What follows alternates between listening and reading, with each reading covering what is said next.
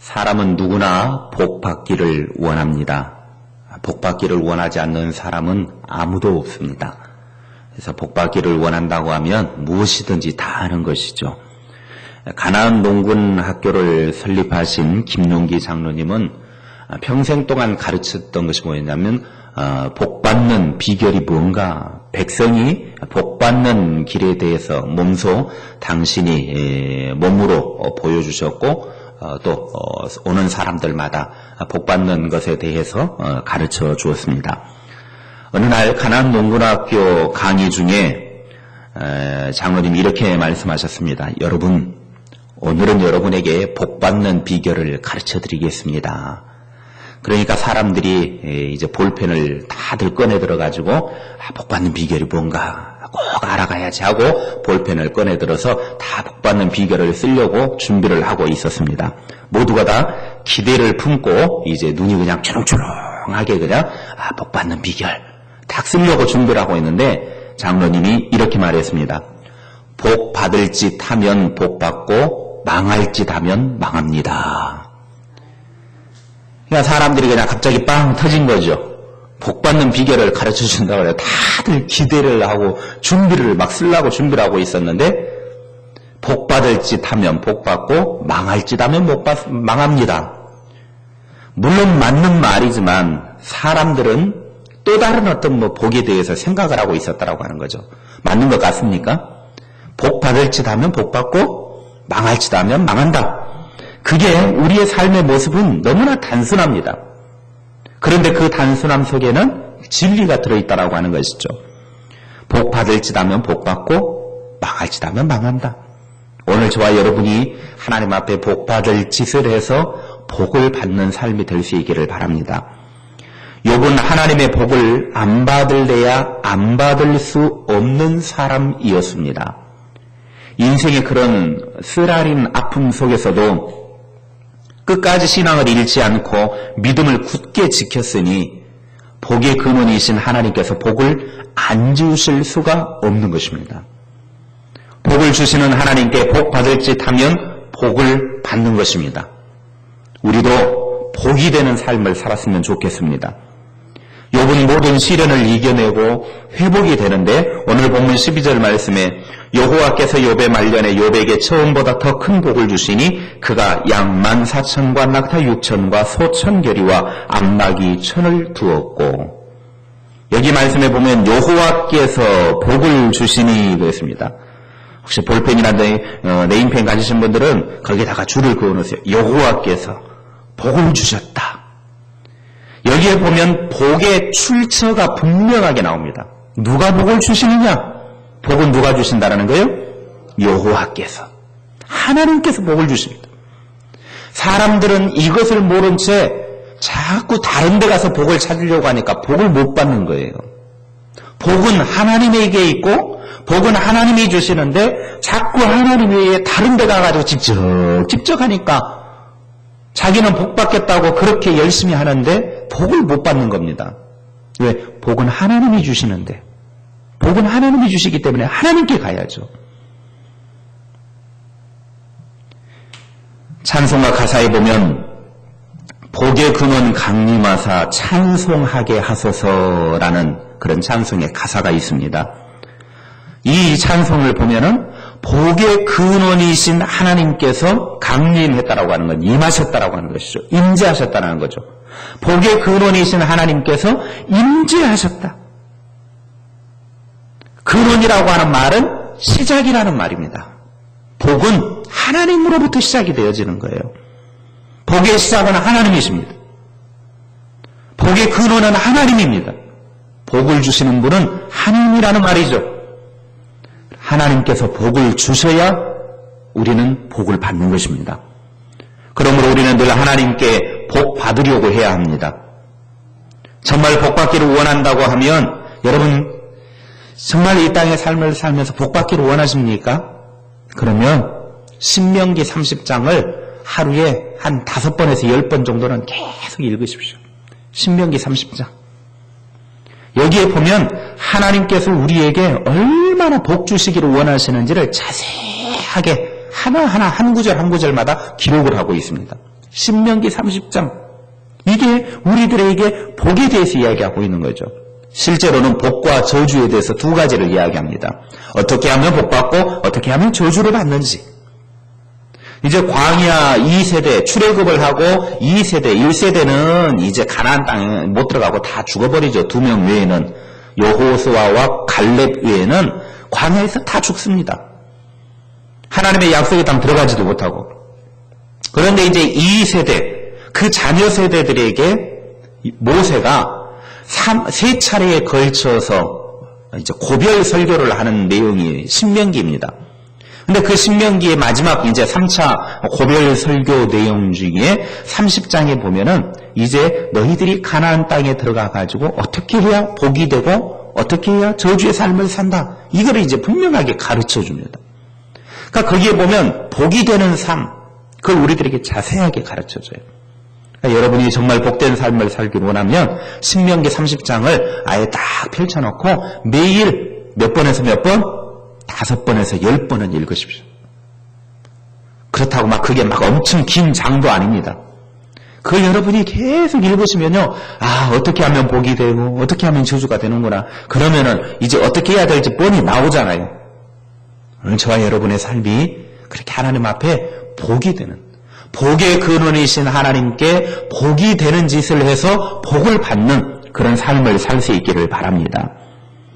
하나님께서 욥에게 복을 주시는데 오늘 말씀에 보면 욥의 말년에 처음보다 더 복을 주셨다 그렇게 말씀합니다. 여기에 사용된 말년이라고 하는 말은 누구 여자 이름이 아닙니다. 말년이라고 하는 여자 이름이 아니고 이 말은 결말이라는 뜻입니다. 결말.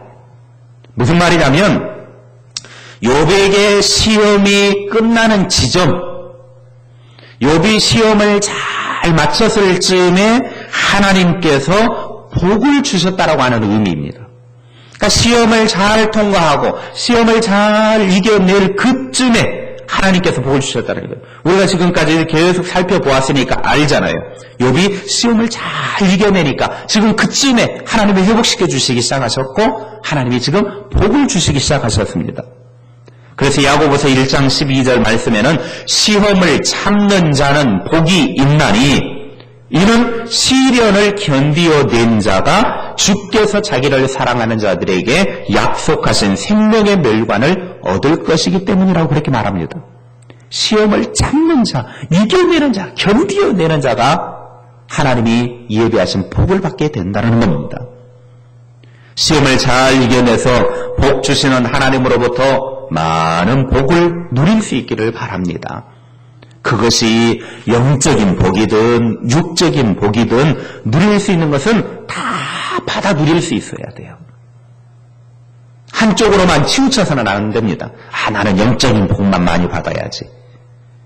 영적인 복도 많이 받으시고 어떤 분은 육적인 복 많이 받아야지. 육적인 복도 많이 받으시기 바랍니다.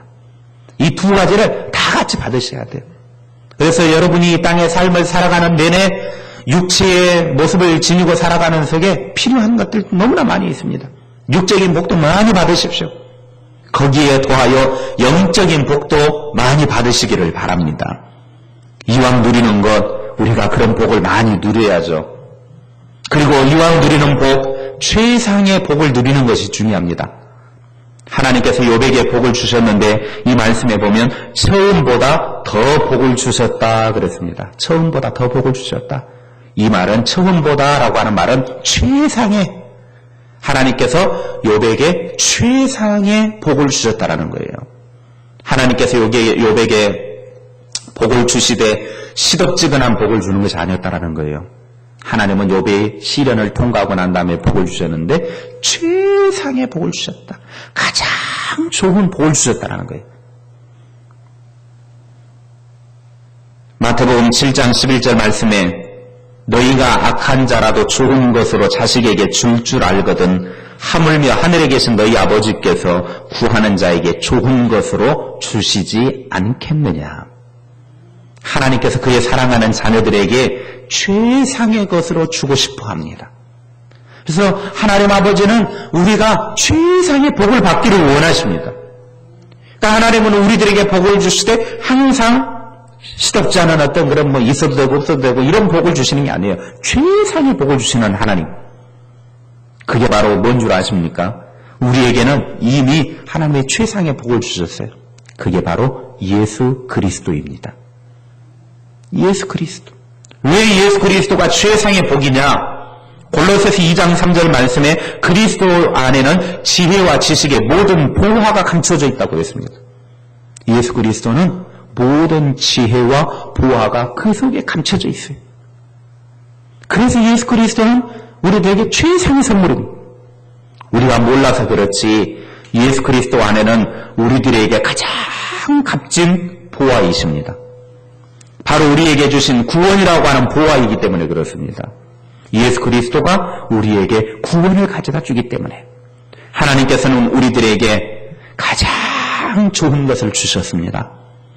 아들을 내어주셨으니 그것보다 더 귀한 것이 세상에 어디에 있겠습니까? 그것도 하나밖에 없는 아들을 내어주셨다. 이 땅의 삶을 살아가면서 다이아몬드 반지 하나 받으려고 얼마나 많은 사람들이 노력을 하고 가슴 설레고 그러는지 모릅니다. 그런데 다이아 반지와 비교가 되지 않는 보물 중에 보물이신 예수님을 갖게 되었으니 뭐가 부럽겠습니까? 이것을 깨달아 알 때 신앙이 성장하는 것입니다. 아직까지 다이아몬드나 돈이 보물이라고 생각하는 사람은 미성숙한 어린아이와 같은, 그래서 아직까지도 젖이나 먹게 되어지는, 무른 것만 먹게 되어지는 미성숙한 신앙이죠. 그러나 신앙이 성숙하고 예수 그리스도가 내 인생의 가장 값진 보물이다, 예수님이 최상의 선물이다라고 하는 것을 아는 사람은 신앙이 성숙한 사람입니다. 단단한 음식물도 먹을 줄 아는 사람이라고 하는 것이죠. 우리가 영적인 미성숙한 어린 아이로 사는 존재가 아니라 예수 그리스도가 내 인생의 가장 값진 보물이라고 하는 이 사실을 깨달아 알고 단단한 음식까지도 먹을 수 있는 성숙한 그리스도인 되어지기를 주님의 이름으로 축원합니다. 하나님은 우리들에게 최상의 것을, 최상의 좋은 것인 예수님을 주셨습니다. 그 예수님을 받은 사람은 가장 값진 보물을 소유한 사람입니다. 누가 그 값진 보물을 소유한 사람이냐? 우리가 바로 그런 사람이라는 거예요. 우리가. 그래서 우리는 내 안에 가장 값진 보물인 예수님을 소유한 사람이기 때문에 우리는 멋있는 사람입니다. 우리는 당당한 사람입니다. 그러니까 여러분이 조금 실수하고 조금 어리버리해도 나는 멋있는 사람이야. 나는 세상의 최고를 가진 사람이야. 가슴 쫙 펴시고 당당하게 사세요. 나는 하나님의 나라의 왕자고 공주야. 이 사실을 가지고 살아야 돼요. 내가 아무리 거지 옷, 누더기 옷을 입고 살아도요, 내 안에는 이미 왕자와 공주의 피가 흐르고 있다니까요. 아무리 세상 사람들이 에이 거지같이 사네 그래도요, 나는 하늘나라의 왕자와 공주예요. 하늘나라를 상속받은 사람입니다.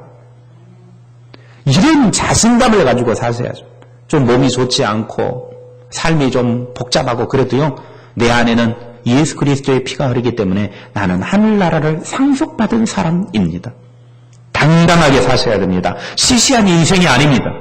이제 내 안에 최상의 하나님이 주신 선물이 자리 잡고 있다라고 하는 이 사실 하나만으로도 우리는 당당하게 살아갈 수 있습니다. 그 세상의 선물이신 예수님께서 우리에게 마태복음 28장 20절에 약속하셨습니다. 내가 세상 끝날까지 항상 너희와 함께 있으리라. 최상의 선물이 되신 예수님께서 내 안에 들어오셔서 세상 끝날까지 나와 항상 함께 있겠다. 내가 그 예수님의 존재를 느끼지 못해서 그렇지, 내가 예수 그리스도를 받아들이는 순간, 예수님을 내 인생의 보물로 모셔드리는 순간 이미 내 삶에는 내가 아니라 내 안에 그분이 계십니다. 연인들 사이에 정말 멋있는 멘트가 그 말이라고 그러죠.